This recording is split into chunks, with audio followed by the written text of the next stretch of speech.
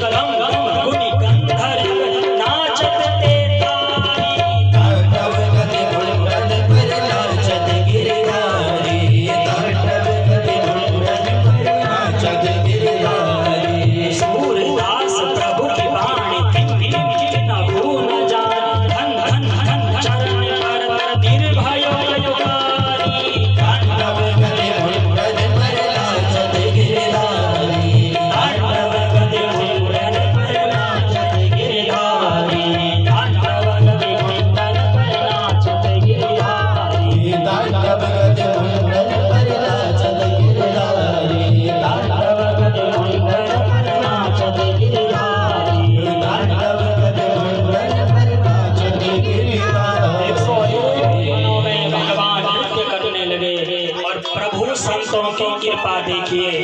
हमारे सूरदास बाबा जी जन्म से अंधे हैं।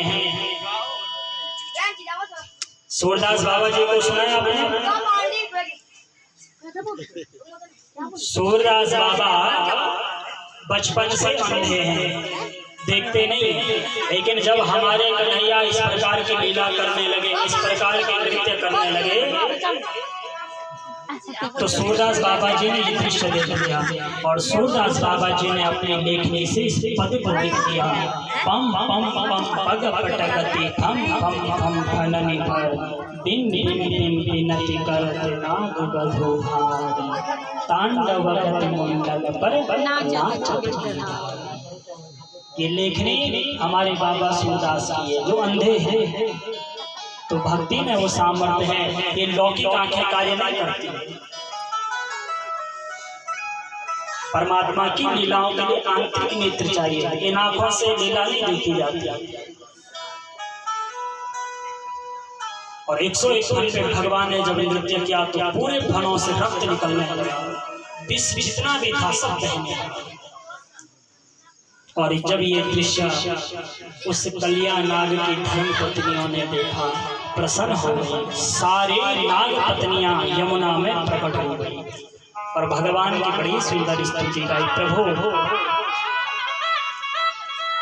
आपने एक चरण नहीं, दोनों चरण हमारे पति के सर पर रखे, और ऐसे नहीं कि हमने बुलाया हो, अपने आप चले आए। कल कथा सुनी आपने, राजा बलि ने जब अपनी पूरी संपत्ति दी तब जाकर भगवान ने एक चरण सर में रखा। और नाग पत्नियां क्या कह रही, न तो हमने बुलाया, ना आप अपने आप चले आए। और एक पैर नहीं, दोनों पैर रखे, और एक फन में नहीं, 101 फनों में रखे। कितनी कृपा आपकी। भगवान नाग पत्नियों के साथ वार्ता करने लगे। इतने में फिर कलिया नाग ने फुंकार भरी दंश मारने के लिए। भगवान फिर से सावधान। अब ये कलिया नाग जो है भगवान से तर्क करने लगे, प्रभु एक बात बताओ, हमें कलिया नाग किसने बनाया? भगवान ने कहा हमने।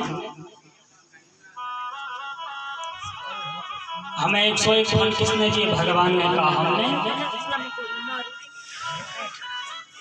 इन फनों में जहर किसने भरा? भगवान ने कहा। और जहर भर के ये तामस प्रवृत्ति दंश मारने का स्वभाव किसने दिया? भगवान ने कहा। तो कलिया नाग क्या कहता है, प्रभु जब आपने मुझे जहर दिया है तो मैं आपका जहर दंश मार के आपको ही तो दे रहा हूँ। तन मन धन सुख संपत्ति सब कुछ है तेरा, तेरा तुझको अर्पण। तूने ये विष दिया, जहर दिया, मैं तुझे ही तो दे रहा हूँ। तब भगवान मुस्कुराए। भगवान ने कहा, ये बात सत्य है, मैंने सर्पों को तामस प्रवृत्ति का जहरीला अवश्य बनाया है, लेकिन सर्पों का रहने का स्थान यमुना नहीं है।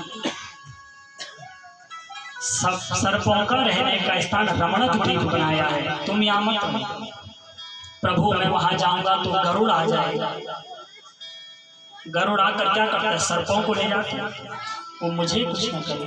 भगवान ने कहा, तुम्हारे माथे पर मेरे चरण चिन्ह अंकित हो गए हैं, और यदि गरुड़ आएगा भी तो तुम्हें प्रणाम करके जाएगा, तुम्हें कुछ अनिष्ट नहीं होगा। प्रसन्न हो गया कल्याणनाथ और अपने समस्त पत्नी परिवार परिकर के साथ भगवान को यमुना जल से बाहर ले आए। बोले कल्याण मर्दन भगवान की जय। कल्याण